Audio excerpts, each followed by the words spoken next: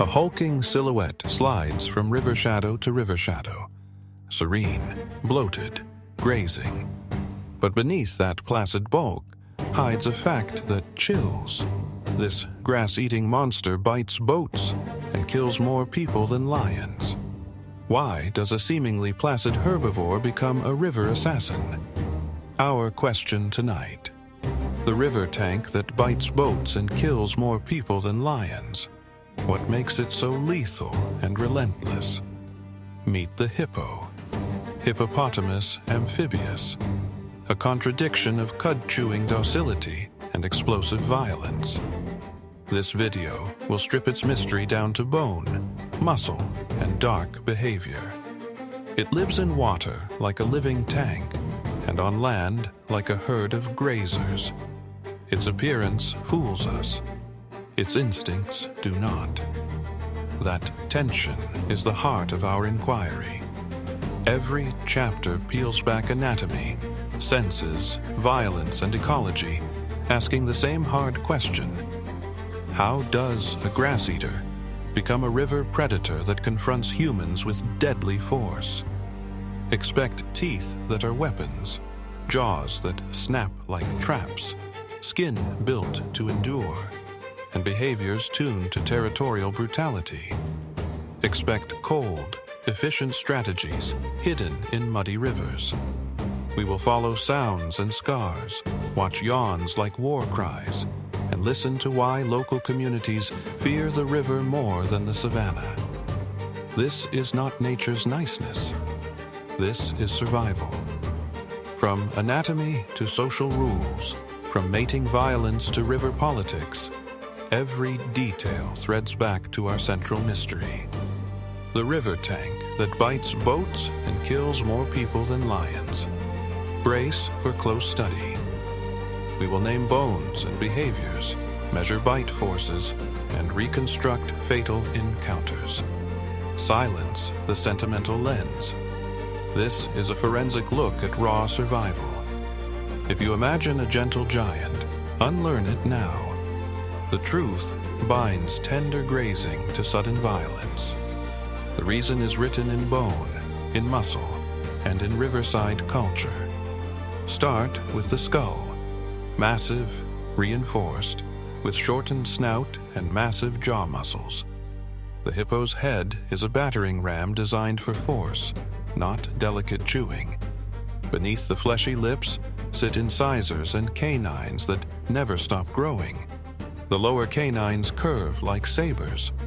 They are weapons more than teeth, capable of chopping wood and bone. Bite force is immense. Estimates put it among the strongest of mammals. When a hippo clamps down, flesh and wood give way. That explains how they can rip boats and crush limbs. Muscle fiber and ligament arrangement maximize jaw closure speed and pressure. A single, deliberate bite is a killing tool. Quick, crushing, final when targeted at limbs or small craft. Look at the mouth as a weapon chamber.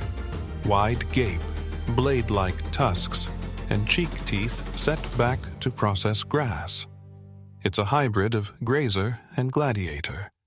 The skeleton supports a barrel body and short limbs. That mass stores momentum. On land, it can charge with surprising speed. In water, it becomes immovable, a mass that shoves and crushes.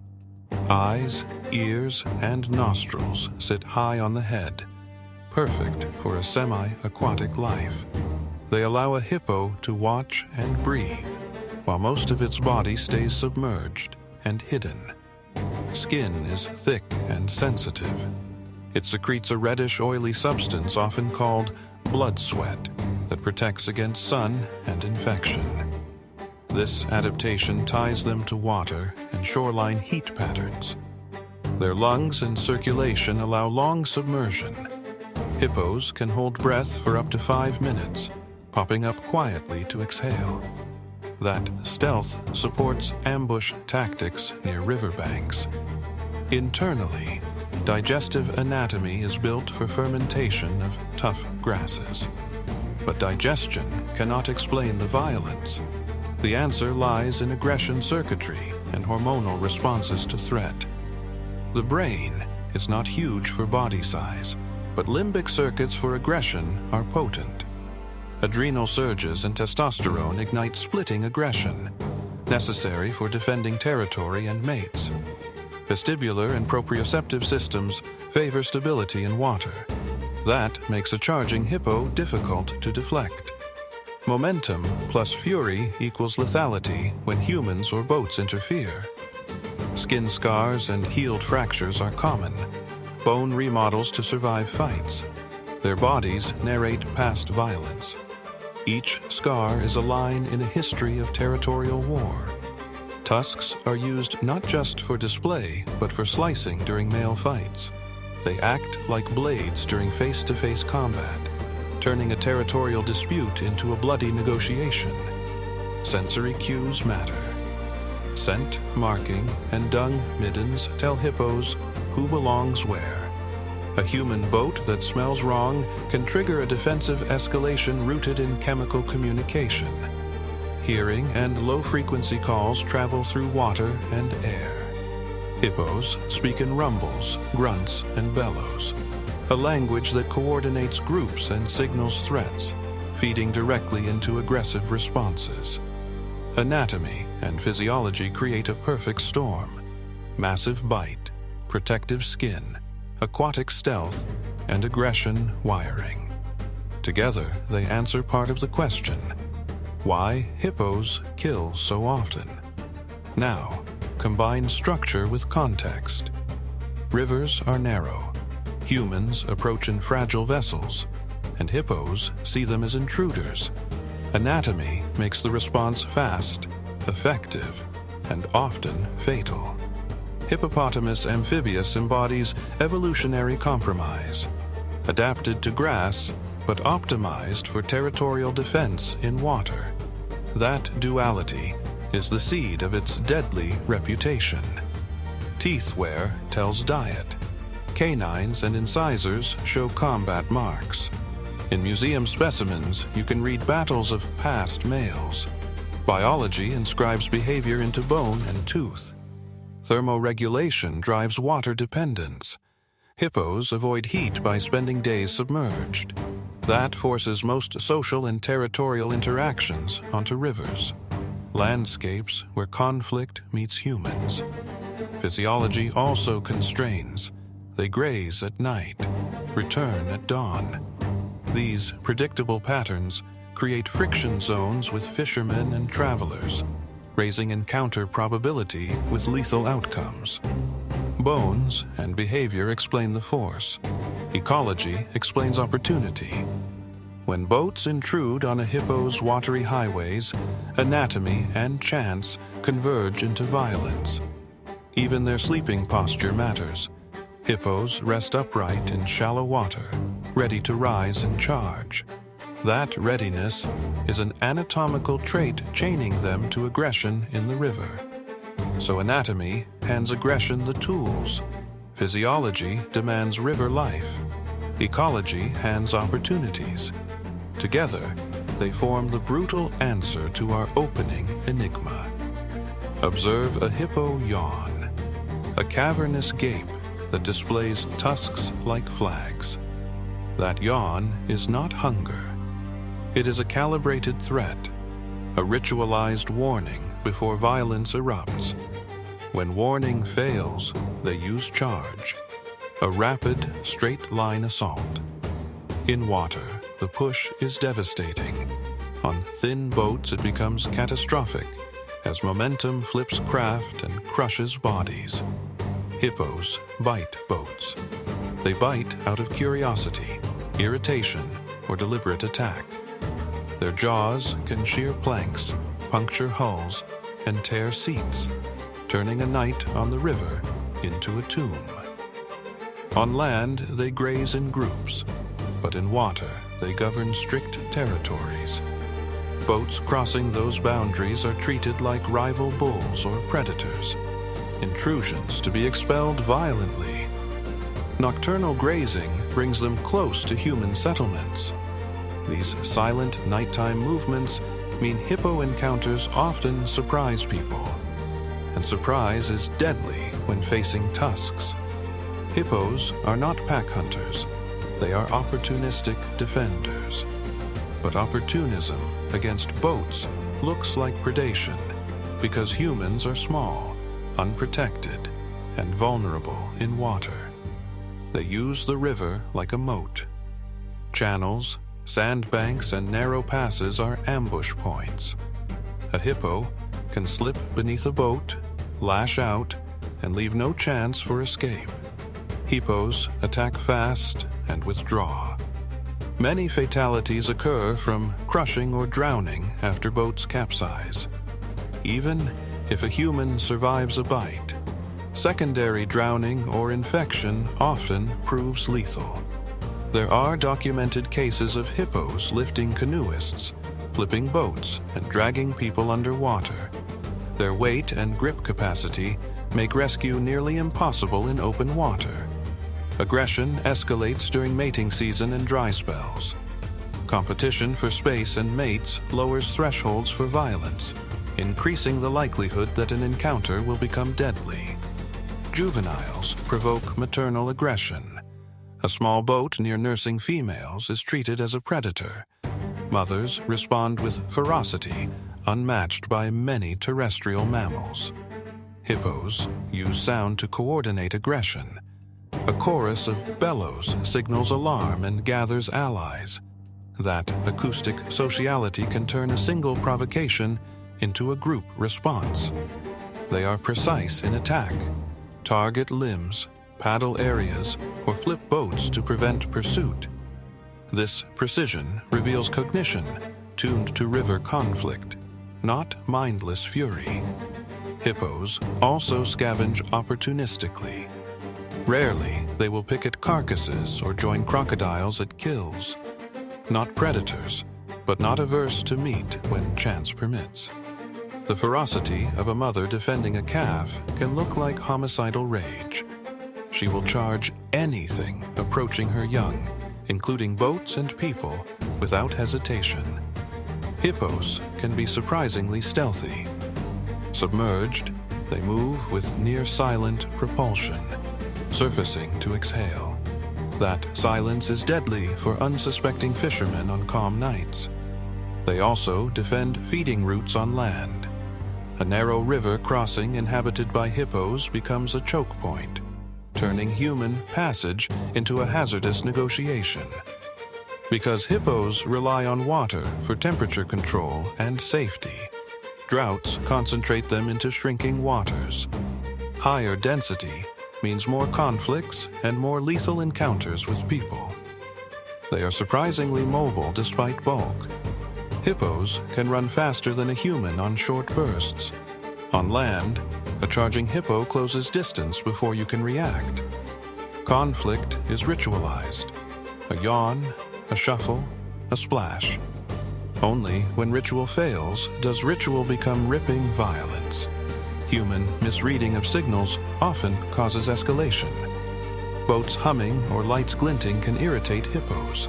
In many fatal cases, a motor or torch was the final straw, turning curiosity into attack. Fought wounds, fresh blood, and severed limbs are not folklore. Local records across African rivers catalog such attacks, often with no survivors and brutal aftermath left in the water.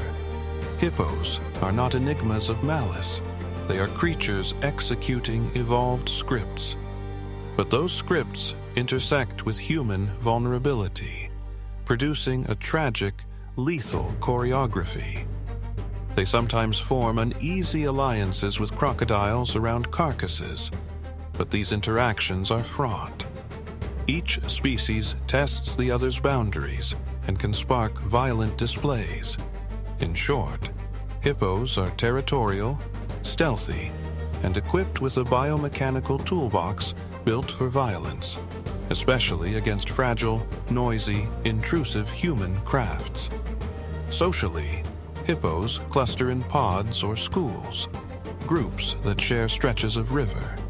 Dominant bulls enforce access with force, turning social structure into a potential danger to outsiders.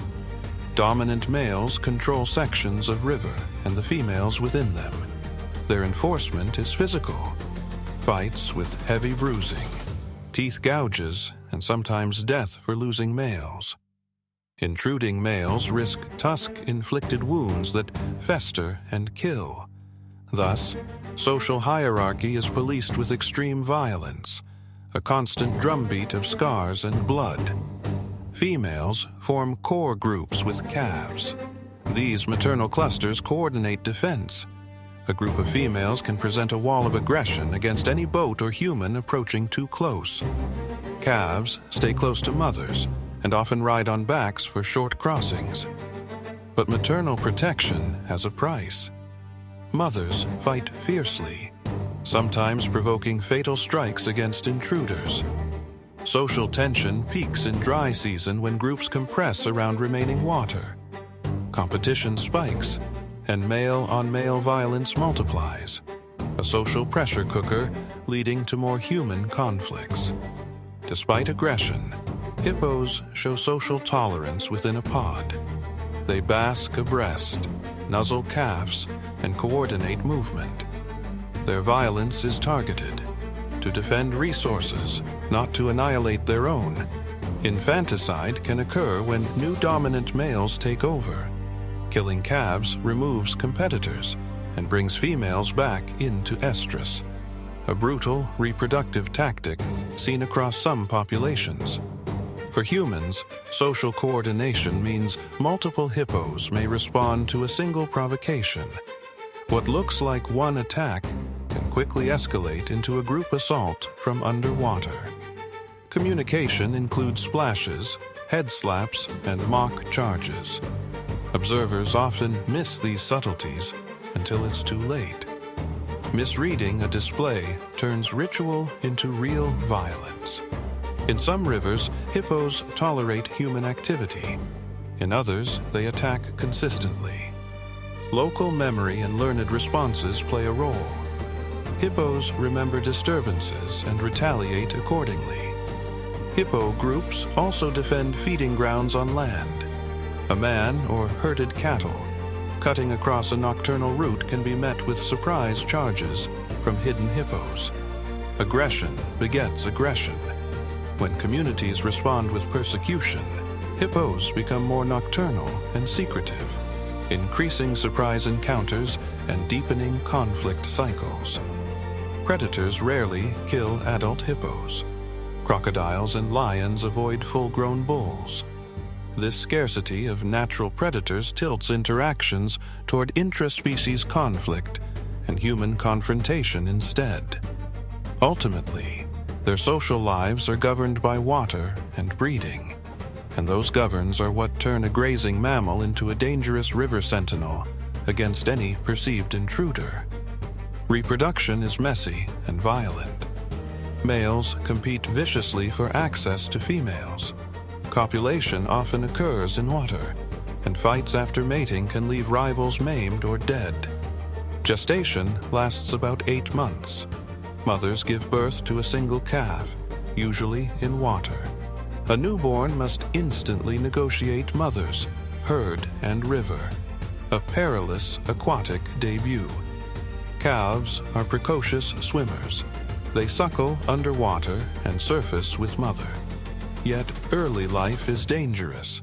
Male aggression, territorial fights, and predators create high juvenile mortality. Mothers fiercely protect calves, sometimes sacrificing condition to defend them. A fighter mother may lose weight, wounds, or even life in the act of defending offspring. Juveniles stay with mothers for up to 2 years, learning river rules. The training is brutal. Mock charges and dominance rituals teach survival but also harden a propensity for aggression. Sexual maturity varies by sex and environment. Males bear the scars of repeated fights long before they secure territories.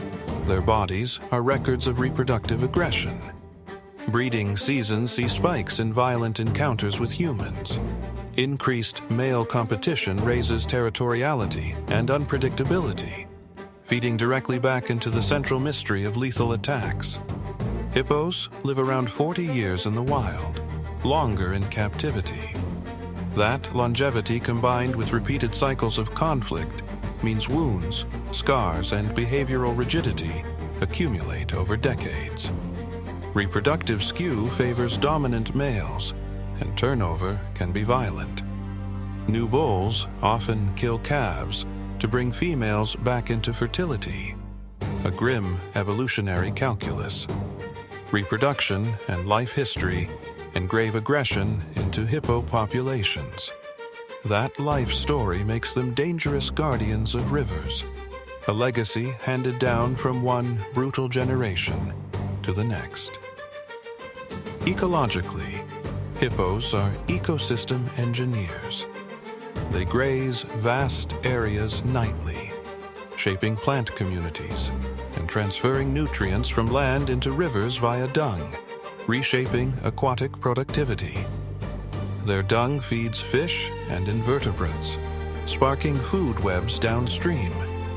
Their wallowing creates microhabitats. Remove hippos, and the river's chemistry and life cycles shift dramatically. They also compete with livestock for grazing land, which heightens human conflict. That overlap of roles, ecological benefactor and human competitor, is central to why they kill and why people fear them. As large herbivores, hippos influence savanna composition, fire regimes, and nutrient cycles. Their nightly removals of grass can change what grows where, cascading across ecosystems.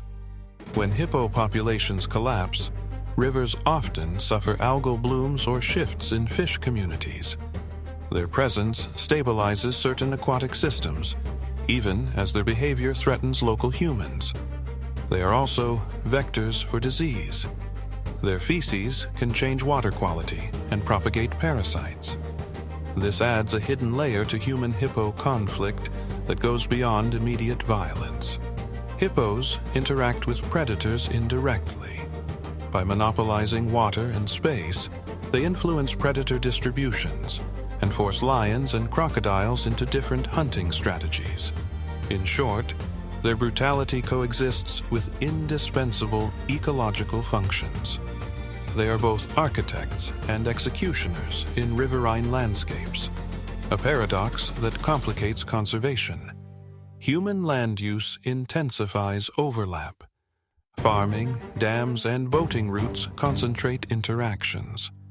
The more humans shape rivers, the more fatal encounters become not anomalies, but predictable outcomes. Understanding their ecological role reframes the danger. Hippos are not vengeful monsters. They are powerful ecosystem forces clashing with human technology and expansion. Now, the moral question. Do we vilify hippos for reacting to threats we created? Or do we blame ourselves for invading their rivers with fragile crafts and dim expectations? Conservation meets conflict here. Protecting hippos safeguards rivers, but protecting people requires planning, education, and design that acknowledges hippo reality, not comforting myths of gentleness. We must ask, are human deaths a price of maintaining wild rivers, or a symptom of failed coexistence? Addressing the river tank that bites boats demands both humility and policy. The hippo, Hippopotamus amphibius, remains a study in contradiction. Grazers and gladiators, ecosystem engineers and killers of riverside humans. We have seen its bones, behavior, and brutal logic. If you leave with one image, let it be this: a great wet bulk sliding under moonlight, teeth like blades, defending a watery world we keep invading. Respect the river, respect the beast,